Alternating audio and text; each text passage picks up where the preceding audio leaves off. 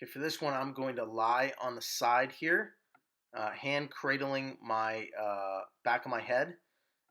One leg will be straight, the other knee will be bent slightly, the bottom knee.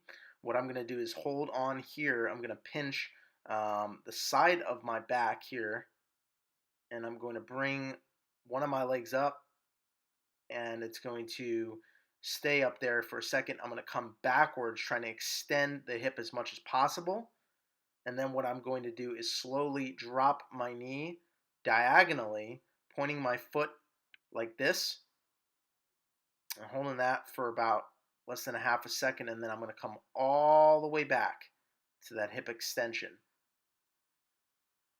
Try to keep the knee pretty straight during this hip extension. Now I'm going to come up again and bend the knee, drop through, and rotate.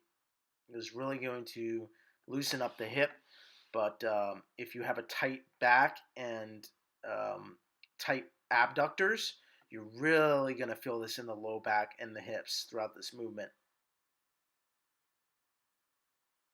And just dropping the knee through, rotating, coming all the way up, bringing that hip back again, full hip extension behind the body as best as you can. You can get further each time too, if you can. Coming up here straight, driving that knee through.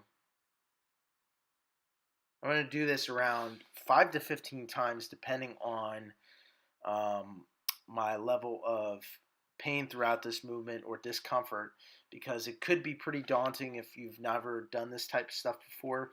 You're going to do this on the side of your back that is really, really tight. I would not say using it on both sides, but if you have a part of your back, part of your spine, your right or your left that's tighter than the other, that side I want you to treat with preference for this movement. You're going to take a rest a little bit, maybe about 30 seconds to a minute after that movement. And here, get into the position again, that knee bent on the bottom.